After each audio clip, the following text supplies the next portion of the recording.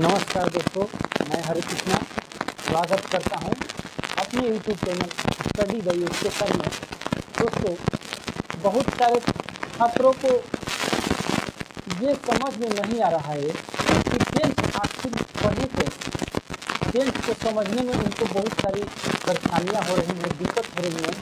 तो मैंने सोचा कि उन बच्चों के लिए एक टेंथ का वीडियो बनाया जाए, जिससे बिल्कुल हिंदी में टेंस को समझे और उससे अनुवाद बनाना सीखें।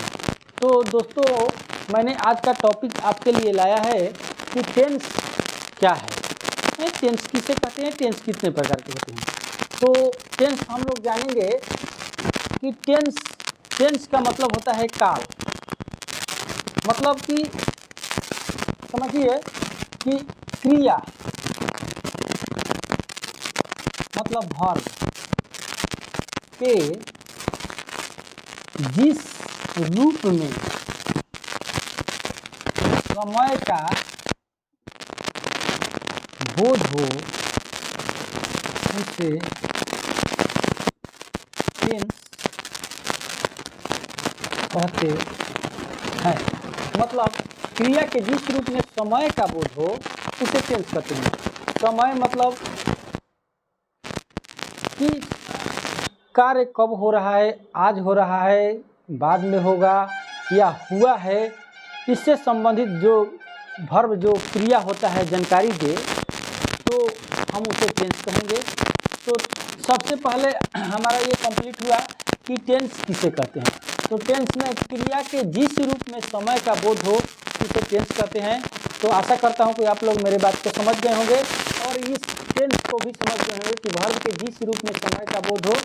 जैसे मान लीजिए कि कहीं कहीं क्रिया होता है, मान लीजिए कि राम घर जाता है। तो राम घर जाता है, तो जाता है से हम लोग का ये समझ में आता है कि जाता है मतलब कि अभी जा रहा है, मतलब वर्तमान में ये कार्य हो रहा है। और अगर यही काम राम घर जाता था अगर आता है, तो इससे हमें क्रिया से ये पता चलता है कि जाता था मतलब कि ये कार्य भूतकाल में हुआ है। अगर यही सेम राम घर जाएगा अगर रहता है, तो इससे पता चलेगा कि जाएगा भविष्य में ये कार्य होने की संभावना है। अतः क्रिया के जिस रूप में समय का बोध है, समय मतलब कि आज हो रहा है या कल होगा या होने वाला है या हो गया है, ये सभी पता चलता है, तो उसे हम टेंस कहते हैं। तो ये आप लोग समझ गए होंगे। तो चलिए हम आगे बताते हैं कि टेंस कितने प्रकार के होते हैं। तो दोस्तों, टेंस मुख्यतः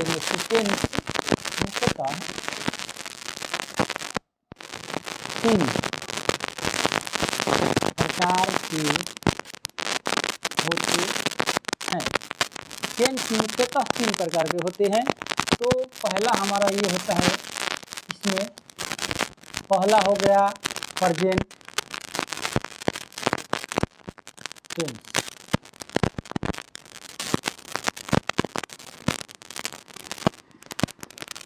प्रेजेंट टेंस मतलब वर्तमान काल। दूसरा ये हमारा होता है पास्ट टेंस।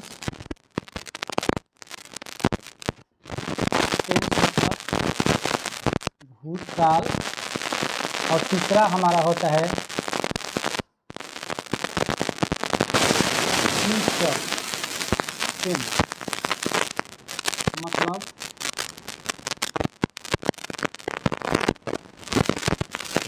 भविष्य काल। ठीक है। टेंस मुख्यतः 3 प्रकार के होते हैं। जैसे मान लीजिए कि हमारा प्रेजेंट टेंस हुआ, प्रेजेंट मतलब वर्तमान काल। दूसरा हमारा पास्ट टेंस होता है मतलब भूतकाल। और तीसरा हमारा फ्यूचर टेंस होता है मतलब भविष्य काल। अब पुनः इन तीनों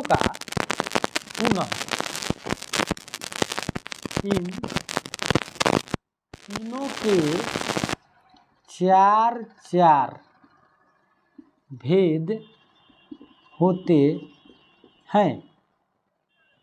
पुनः इन तीनों को, जैसे मान लीजिए कि प्रेजेंट का 4 हुआ, पास्ट का भी 4 हो जाएगा और फ्यूचर का भी 4 हो जाएगा। तो इस प्रकार 4 4 8 4 12 हमारा टेंस हो जाएगा। तो जैसे मान लीजिए कि प्रेजेंट का रूप हम यहाँ पर बताते हैं कि प्रेजेंट का रूप PRESENT प्रेजेंट टेंस के रूप इस प्रकार हैं। प्रेजेंट टेंस के रूप मान लीजिए कि हमारा पहला होता है present PRESENT present indefinite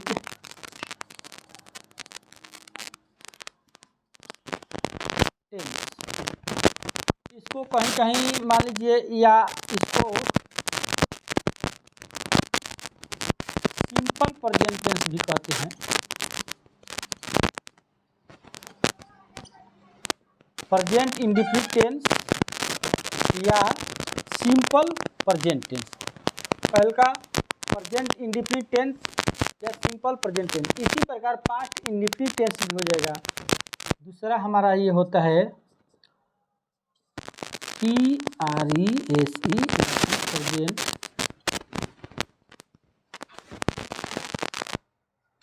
present continuous tense या प्रेजेंट इम्परफेक्ट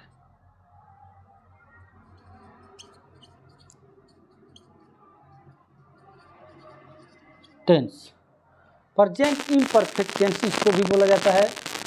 और अगला हमारा होता है ये आप लोग उतार लीजिए, हम इसको मिटाएंगे ऊपर और आगे लिखेंगे प्रेजेंट इंडेफिनिट टेंस या सिंपल प्रेजेंट टेंस पहला।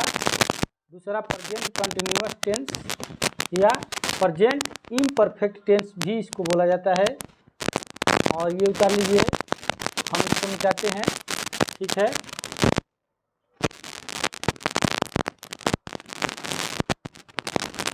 दोस्तों आप लोग उतार लिए होंगे तो हम इसको मिटाते हैं।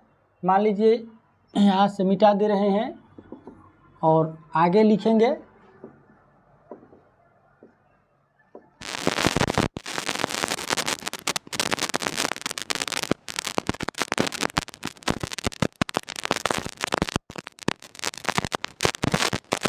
तीसरा हमारा होता है, मान लीजिए ये हो गया present indefinite tense, simple present tense इसको बोला जाता है। प्रेजेंट कंटिन्यूअस टेंस या प्रेजेंट इम्परफेक्ट टेंस इसको बोला जाता है।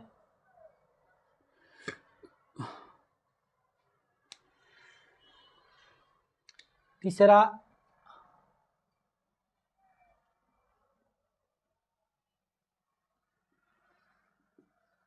प्रेजेंट परफेक्ट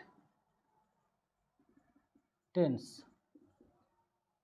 और चौथा हमारा हो जाता है प्रेजेंट परफेक्ट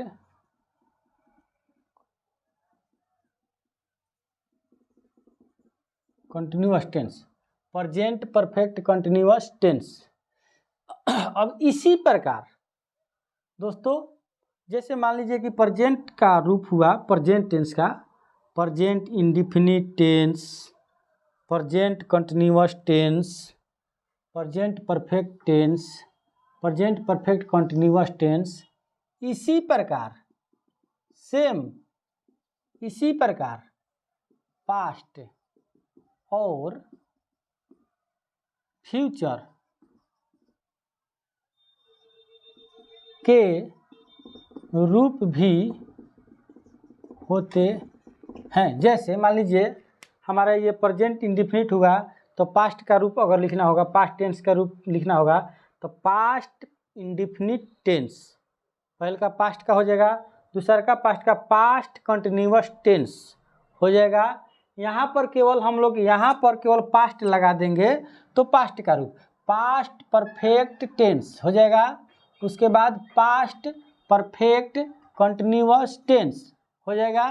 इसी प्रकार अगर हम फ्यूचर का बोलना चाहे तो फ्यूचर इंडेफिनिट टेंस, ठीक है, दूसरा हमारा फ्यूचर कंटिन्यूअस टेंस, इसी प्रकार फ्यूचर परफेक्ट टेंस, इसी प्रकार चौथा हमारा फ्यूचर परफेक्ट कंटिन्यूअस टेंस। तो प्रेजेंट का जिस प्रकार रूप होता है उसी प्रकार पास्ट और फ्यूचर का भी रूप होता है।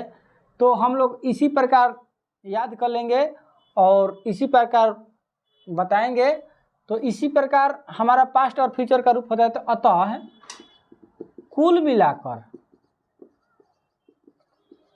कुल मिलाकर 12 टेंस होते हैं। तो ये जानकारी हमारी आपको कैसी लगी प्लीज़ कमेंट में बताइएगा और मेरे चैनल को सब्सक्राइब कीजिएगा और दोस्तों में शेयर कीजिएगा और एक बार इसको रिवीजिंग कर लीजिएगा। इसके बाद मैं शुरू से जैसे 12 टेंस होते हैं तो शुरू से मैं 12 टेंस को बतलाने का कोशिश करूँगा और आप लोग मेरे वीडियो के माध्यम से पूरा टेंस बिल्कुल हिंदी में सीख जाएंगे और एकदम सरल भाषा में सीखेंगे। कहीं आपको समझ में नहीं आता होगा लेकिन यहाँ आपको ज़रूर समझ में आएगा, एकदम मेरी फुल गारंटी है। इसलिए मेरे चैनल को सब्सक्राइब कीजिए और दोस्तों में शेयर कीजिए।